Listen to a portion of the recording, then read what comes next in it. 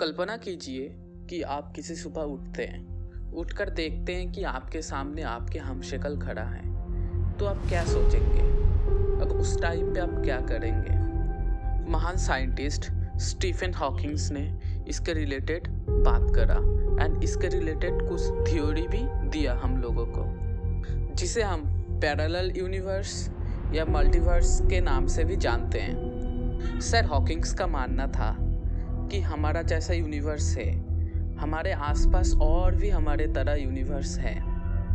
इनके अपने galaxies, black holes या शायद अपने सिविलाइजेशंस भी हो। हॉकिंग्स अपनी बात जिस तरह हमारा ब्रह्मांड बिग बैंग से बना था, उस तरह ही कहीं ना कहीं और भी यूनिवर्स होंगे जो हमारे तरह ही बिग बैंग से बना होगा, क्योंकि ये सब यूनिवर्स एक साथ में बना होगा। इसलिए फिजिकली हमारा यूनिवर्स की तरह ही अलग अलग यूनिवर्स भी होंगे। साइंटिस्ट के मानो तो हमारे जैसे अर्थ में सिविलाइजेशन है, इसी तरह अलग पैरेलल यूनिवर्स में, क्योंकि फिजिकली तो दोनों सेम है। जो साइंटिस्ट हॉकिंग्स के थ्योरी के साथ हैं, वो मानते हैं कि जिस तरह हमारे यूनिवर्स में सिविलाइजेशंस है, उसी तरह फिजिकली सेम होने के कारण हमारे पैरेलल यूनिवर्स में भी सिविलाइजेशंस होने की संभावना बहुत है।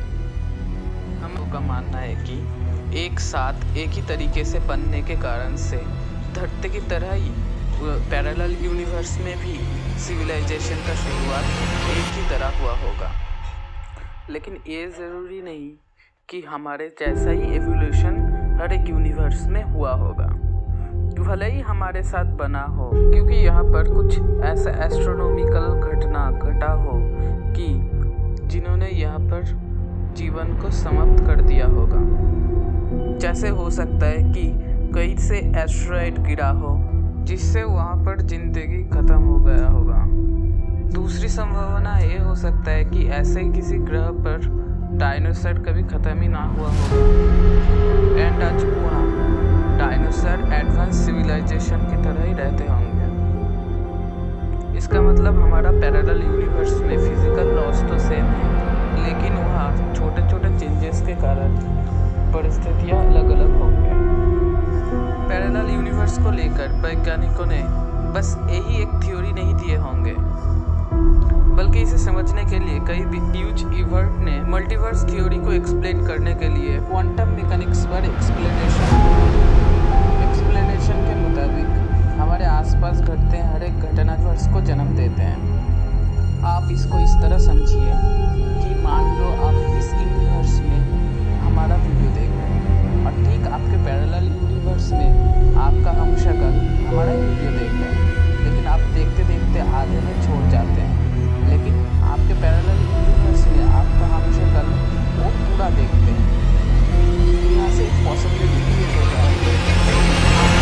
वीडियो के बारे में ज़्यादा नहीं पता, लेकिन आपके ऑपोजिट में आपका हमशक्ल इस वीडियो को पूरा देखा है, तो उनको सब पता होगा इस वीडियो के बारे में। और भी ऐसे बहुत सारा कारण होगा जिस कारण से इस दोनों प्लैनेट पर बहुत सारा डिफरेंस आ जाता है। इन छोटे छोटे चेंजेस पर गौर करें तो बहुत ज़्यादा फर्क आ जाता है। इसलिए हम बोल नहीं सकते कि मल्टीवर्स में इसमें प्लैनेट है, जितना भी यूनिवर्स है सब हमारे जैसा ही होगा।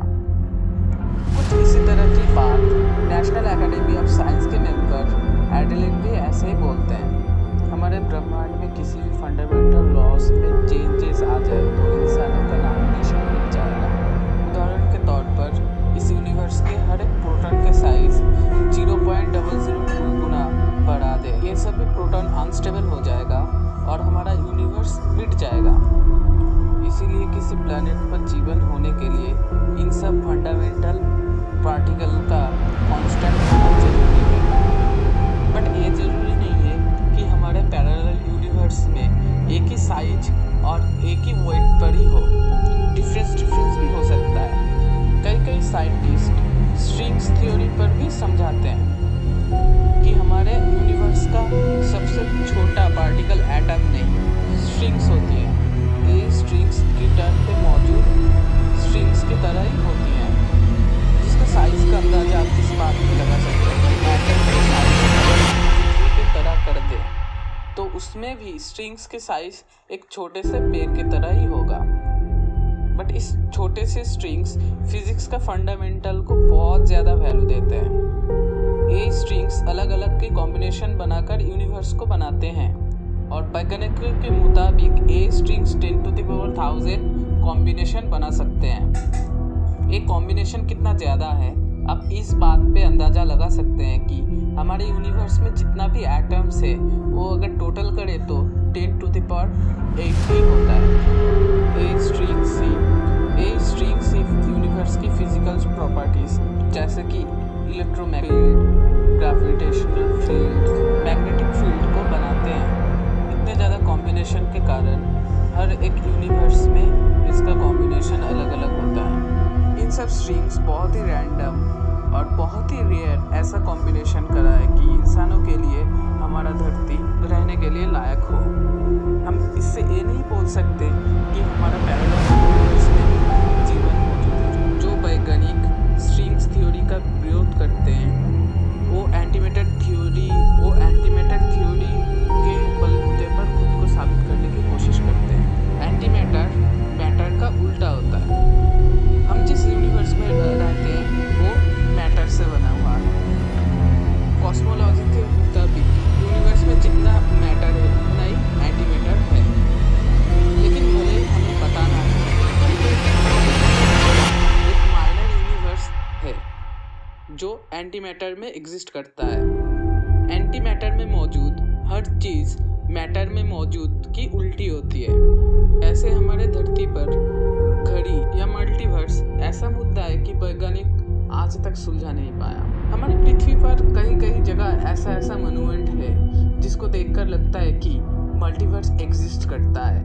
इन सब के बावजूद हम ये भी नहीं बोल सकते कि पैरेलल यूनिवर्स एग्जिस्ट नहीं करता और हम बोल भी नहीं सकते कि पैरेलल यूनिवर्स एग्जिस्ट करता है। तो मल्टीवर्स को लेकर आपका क्या राय